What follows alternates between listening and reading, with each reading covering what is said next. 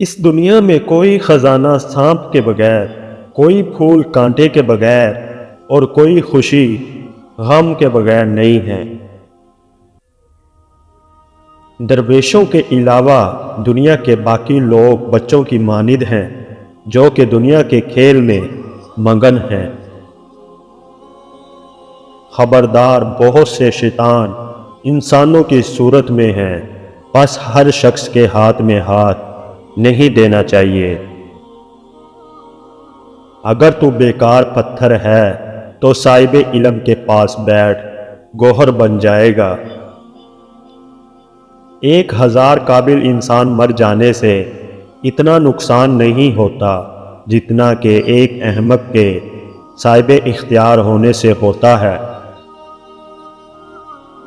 خدا تک پہنچنے کے بہت سے راستے ہیں، لیکن میں نے خدا کا پسندیدہ ترین راستہ مخلوق سے محبت چنا۔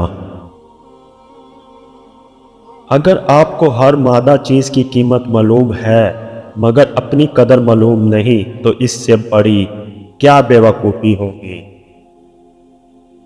اپنی آواز کی بجائے اپنے دلائل کو بلند کیجیے۔ پھول بادل کے گرجنے سے نہیں برسنے سے اگتے ہیں۔ تھوڑی دیر کے لیے قبرستان جا اور خاموشی سے بیٹھ جا اور ان بولنے والوں کی خاموشی کو دیکھ۔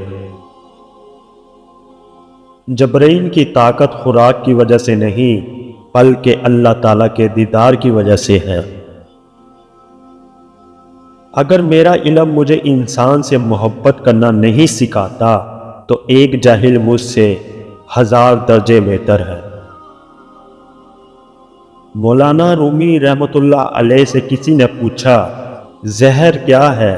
ہر وہ چیز جو ہماری ضرورت سے زیادہ ہو زہر ہے، جیسے قوت، دولت، اقتدار، بھوک، لالچ، محبت اور نفرت۔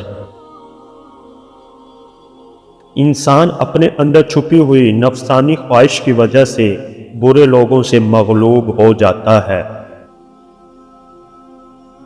تمہاری اصل ہستی تمہاری سوچ ہے، باقی تو صرف ہڈیاں اور گوشت ہے۔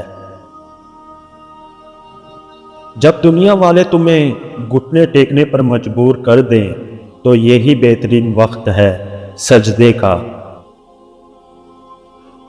گفتگو سے سمجھ بوجھ میں اضافہ ہوتا ہے، لیکن تنہائی وہ مدرسہ ہے جہاں عظیم ذہن جنم لیتے ہیں۔ اکیلے رہنا بری صحبت میں رہنے سے بہتر ہے۔ میں نے بہت سے انسان دیکھے ہیں جن کے بدن پر لباس نہیں ہوتا اور بہت سے لباس دیکھے ہیں جن کے اندر انسان نہیں ہوتا۔